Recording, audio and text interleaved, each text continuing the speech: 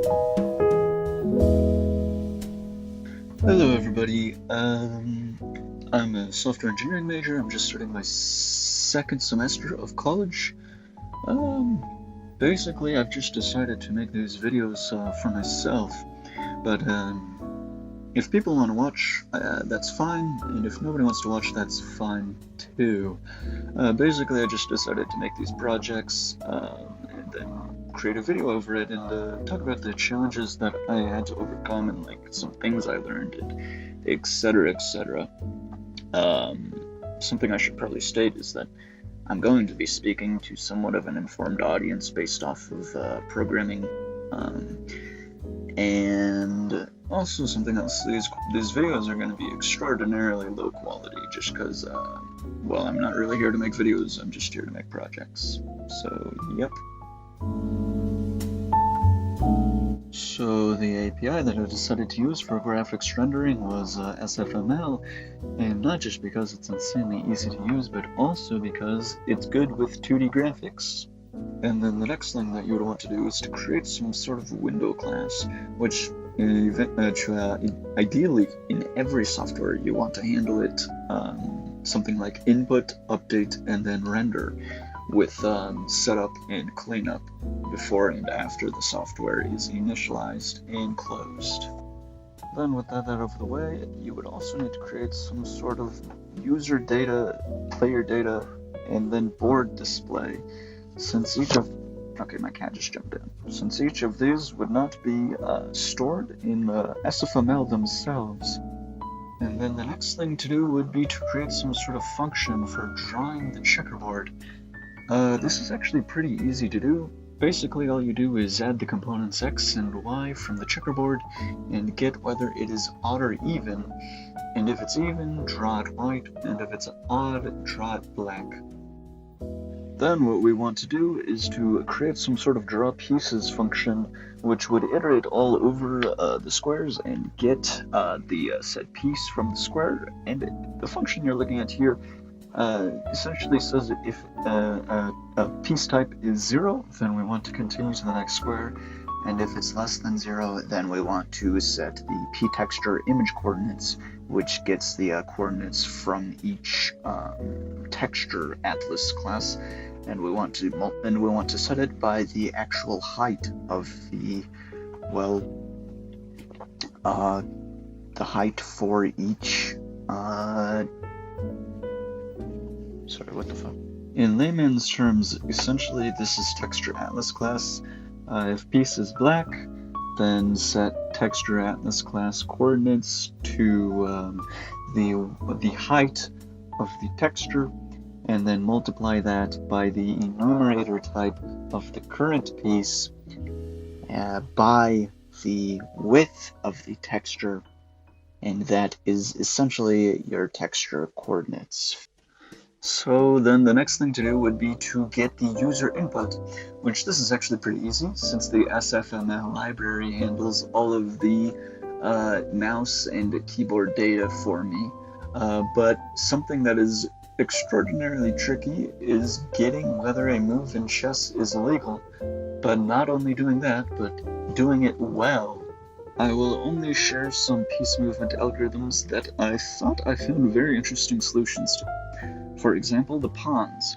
I figured out that by getting the color of the pawn, i.e. I represent -1 with black and 1 with white, and then multiplying that by 2.5, and then adding 3.5, I can get this starting square, i.e. 1 or 6, that the pawn starts on. And then if the pawn is on that square, or not on that square, then you break after a loop iterative of 2. Something else I found interesting was the way that I figured out how to handle knights. For example, knights move at y equals ±1, x equals ±2, y equals ±2, and x equals ±1. So obviously you could see where this would be quite challenging, but I figured out a way so that if you use the first for loop to handle the 1s and 2s, and then you set j to be -i minus 3, then you can actually just use the remaining x and y for loops to handle the negatives and the pluses. So now with the legal moves out of the way, the next thing to do was to create some sort of stream to some sort of engine via some sort of API and some sort of Stockfish or Komodo, some sort of chess engine. And the API that I decided to use was called Boost, and I believe this took me actually 6 days to figure out, so it was a quite expensive use of my time. There's not really anything interesting going on in that code. It was pretty much just about research and hooking dependencies up right, but with that little chunk of code there, I was allowed to hook up chess engines such as Stockfish and Komodo and LC0 to my chess software, which is very useful because I did not want to have to make one by myself. So the very last thing to do was to create some sort of graphics user interface to get which piece the user wanted whenever a promotion from a pawn was about to happen. And to do this, I had to make some sort of state machine that got whether the state was a game or a promotion. And this can get very complicated very quickly, because when you're making a new state, you're not just making a new function, you're almost making a new program. And well, I've never been very good with states, but I got it figured out here, and this is the product of it.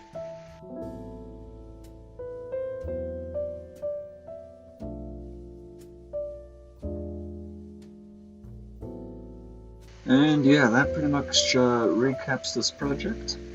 I guess I will give a GitHub description in the oh my god, what am I even talking about? I will give a link for my GitHub in the description if you want to see the code. I would be extraordinarily thankful if any of you little programming people want to take a look at my work and give any tips on what I could do better.